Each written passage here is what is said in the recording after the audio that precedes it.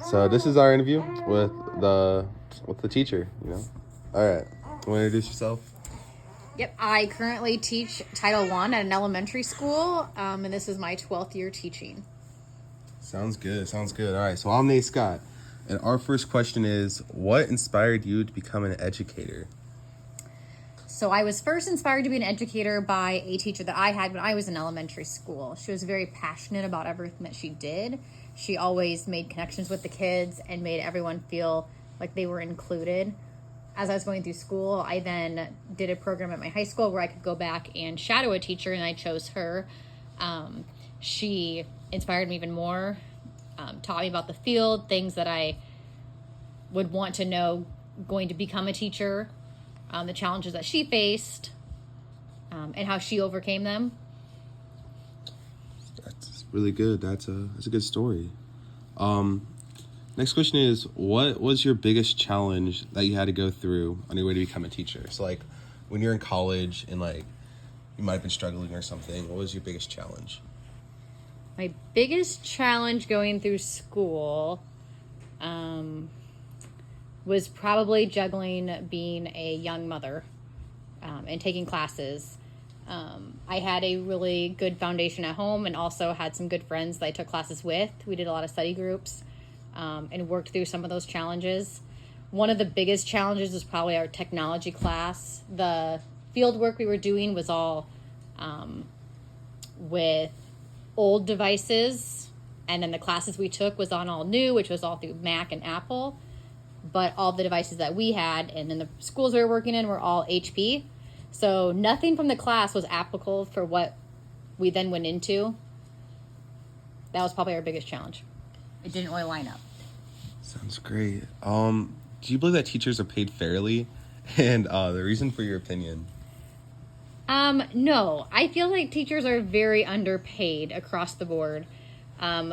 The time, especially at the elementary level, that we put into curriculum, teaching every subject, all day long, is the teachers deserve to have a higher pay for the amount of time they put in. They are not there just for their contract 4 to 8, but they are putting hours in before 8 o'clock, after 4 o'clock, on the weekends, to make things better for their students. Do you think that's different between like elementary and high school teachers? I do believe that the extra time put in is different. I think it's not necessarily less or more. I think it's a different type of work. I think the challenges that we face at the elementary level with child trauma is very high that we deal with, unknowing what the child's going through as they can't really explain their problems. Mm-hmm. Whereas at the high school, the difficulty is the kids who have gone through that trauma and now are speaking out or really struggling on how to cope with that. It's just a different level of difficulty. Gotcha. All right, so this question may not like pertain to your field of expertise, but do you think that you're prepared for new technologies and its applications being incorporated into like the schools, kind of like ChatGPT and like AI bots that are like helping people cheat, or like do you think like parents kind of get in the way of your teaching or anything like that? The technology aspect really doesn't come into play in my field of work because I do teach in a younger elementary world where they don't really have access to those things during the school day. I do feel that will be a huge challenge for high school and middle school teachers moving forward. Parents, that is a fun topic. It is really hard to teach kids not to be on unsafe domains through the internet when their parents let them do it at home at the elementary level. They don't understand why they can't be on sites with inappropriate language and violent gaming when they're at school because they're allowed to do it at all hours outside of school. Gotcha. That makes sense. Are you satisfied by your work as a teacher, and why or why not? Yes, I am very satisfied in my line of work. I am very happy about this. When this position came up, when I began my teaching experience, I get to work with kids from kindergarten all the way through 4th grade, so I get to see them progress over time. I'm also working with students who have challenges in reading, and I have a very big passion for helping them develop those phonics skills across the board and phonemic awareness, and seeing that progress from the learning how to read to reading to learn. And do you have like any regrets, like when you were an educator, or I guess you still are? I do not have any regrets. Although I said that teachers are underpaid, I do believe that. I would not trade my position for a higher paid job. I feel like I'm in the place where I need to be. There's a lot of kids who need assistance in reading and help through school, emotionally, socially, and academically, and I love what I do. That's awesome. Do you think getting your master's is necessary to becoming a teacher?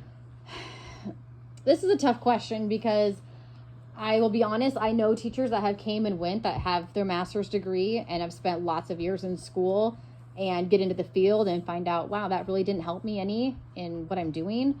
I also know that there are teachers without their master degrees that have just taken courses to help better them in the area of which they're working in and are far more experts and better teachers than those with a higher degree. So I definitely feel that it makes a difference on what area they're teaching in, what classes they've taken to get there, and how they're applying that in the classroom. Gotcha. All right, and I don't know if this applies to you, but how do you feel about having to follow like an outline for courses when you're going throughout the school day and not really get a So as in like scheduling type things? Yeah.